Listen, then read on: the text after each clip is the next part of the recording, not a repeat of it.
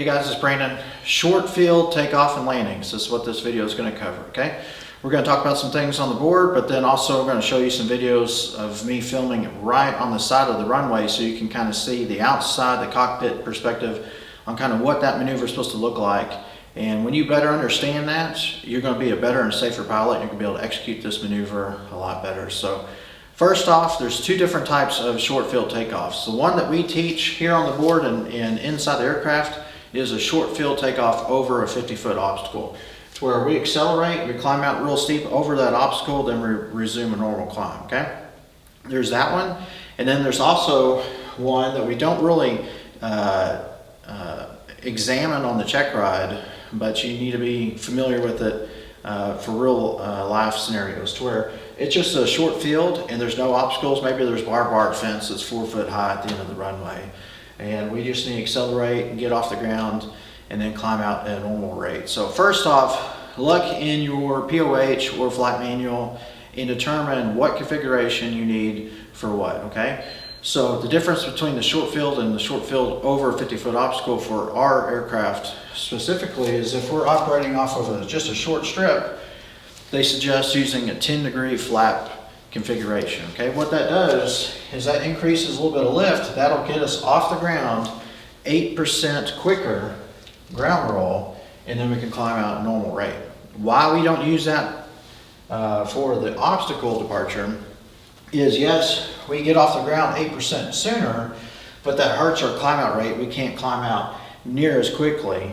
So you sacrifice that 8% roll, and then once you're airborne, then you go ahead and take off. You climb out a lot steeper, clear that 50-foot obstacle, and be on your way, okay? So first off, you have to know how to configure the aircraft. If you configure the aircraft correctly, that's half of the maneuver. And then the second half is you as a pilot have to know that maneuver, and you have to be able to execute that maneuver to the T to pass the maneuver for the check ride, but also just some real life world situations in order to do that. So to the board real quick, let's talk about what we want to do. First off, you want to use all available runway for this maneuver. So when you taxi out, don't taxi 200 feet down the runway, then stop, because what that does is that extends your takeoff roll. And so let's say that we have that tree at the end of the runway, okay, that we're trying to clear. If we taxi out 200 foot down the runway, that extends the ground roll, and that gets us closer to hitting that object. So what you want to do is taxi the aircraft almost to where it's going off the pavement on the end of the runway, turn really tight, hold the brakes, okay? So first off, use all available runway, okay? Second, you're on center line, you're using all available runway, you want to set those brakes, hold them firm. Apply full power, keep holding those brakes, verify that you're getting full power. If you're not getting full power, maybe there's a problem with the engine, maybe you forgot the carburetor heat is still out, which is causing the reduction of the power. Maybe your mags aren't on both, maybe your mixer's not rich. You want to catch that before you start accelerating, because if you're not accelerating with full power, you run a higher risk of hitting that object, okay? So you're on center line, you're using all available runway, you apply full power, you're getting full power, so you're verifying that, oil pressure, everything, all the engine instruments are good. Then you want to release the brakes.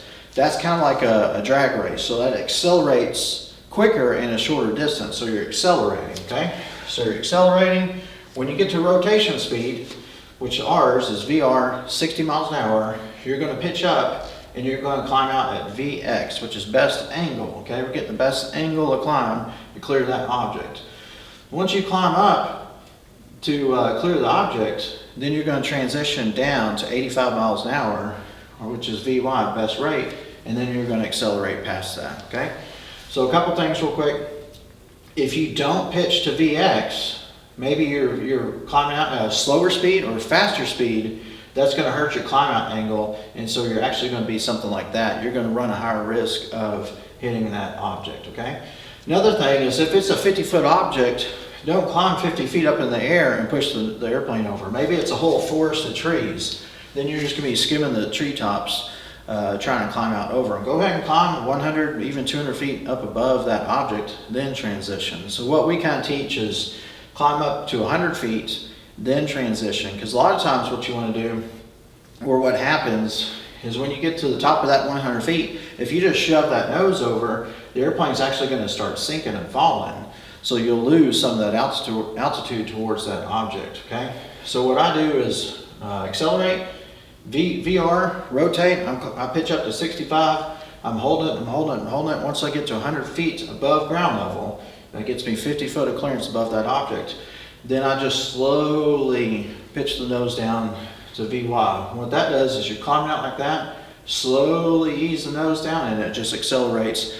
And you won't have that big drop of altitude to where if you just shove the nose forward and whatnot. So that's how you execute it on the ground. So like I said, very important to configure the aircraft the way you need to, and very important to know how to execute this maneuver so you can execute it safely and proficiently and stuff. So let's go outside real quick. I'm going to show you what that looks like. Then we're going to come back in and discuss short field landings.